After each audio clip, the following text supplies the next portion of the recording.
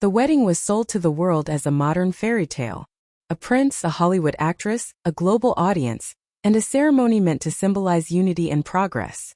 But years later, one quiet voice from inside the palace walls has begun telling a very different story, and it's forcing people to question everything they thought they knew. Because when a man who spent half a century saying nothing finally speaks, it's rarely without reason. Arthur Edwards wasn't just another photographer. For decades, he stood closer to the royal family than almost anyone outside their inner circle. He followed them through joy, grief, scandals, and celebrations, not by demanding access but by earning trust. His rule was simple: say nothing, see everything. And for 50 years that rule worked.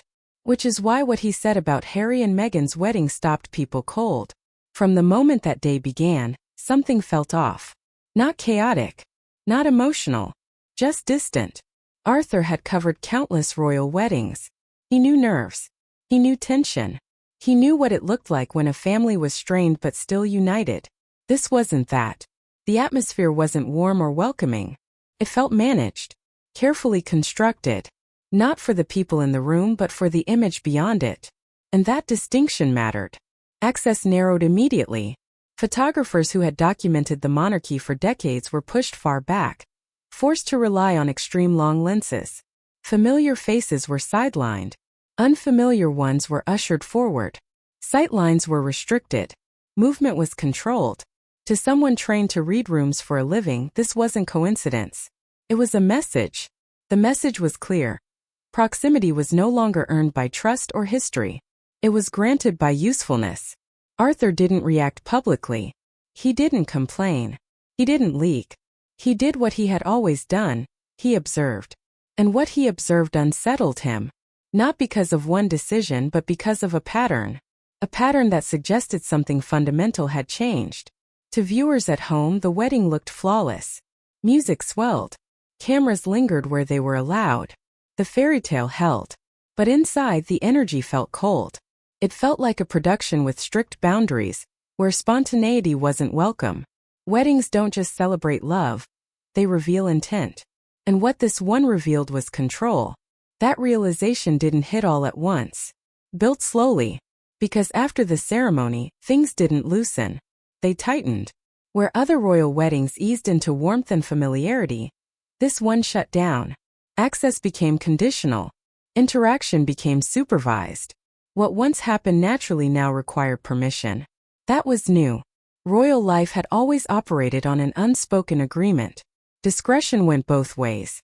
You didn't repeat everything. You didn't record everything. Trust existed without being demanded. That trust evaporated here. What replaced it wasn't security. It was management. And management changes relationships permanently. Arthur had seen pressure before, but it usually came from outside: media storms, public scrutiny. This pressure came from within. A desire to control every detail, every interaction, every future narrative. And when control becomes the goal instead of the tool, nothing relaxes over time. It only tightens.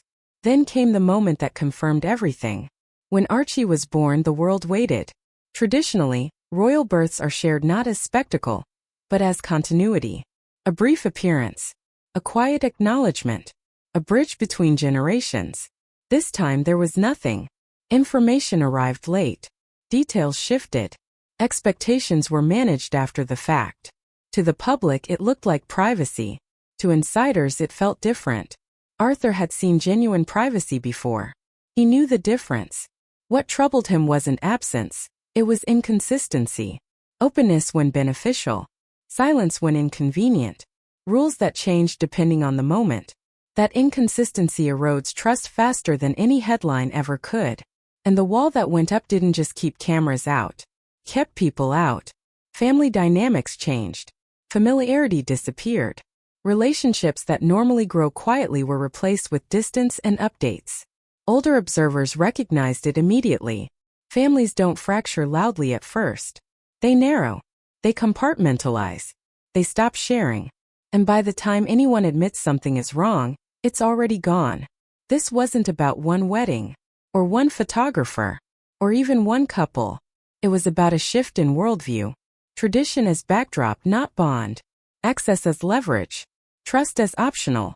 Once that mindset takes hold, it doesn't reverse. Arthur never called it betrayal. He never accused. He never dramatized. He simply described what he saw and what he felt. For the first time in his career, he wanted to leave a royal wedding as quickly as possible. Not out of anger, out of certainty. Because when moments meant to unite are treated like launch events, the future follows the same script. Carefully rationed, strategically revealed, filtered for maximum impact and minimum vulnerability. The public illusion held for a while. But patterns don't need outrage. They need time. And time has a way of exposing what polish can't hide. Some relationships don't explode. They quietly end. And sometimes the most revealing truths come not from what was said, but from who finally decided to stop staying silent. If this changed how you see it, subscribe for the rest of the story.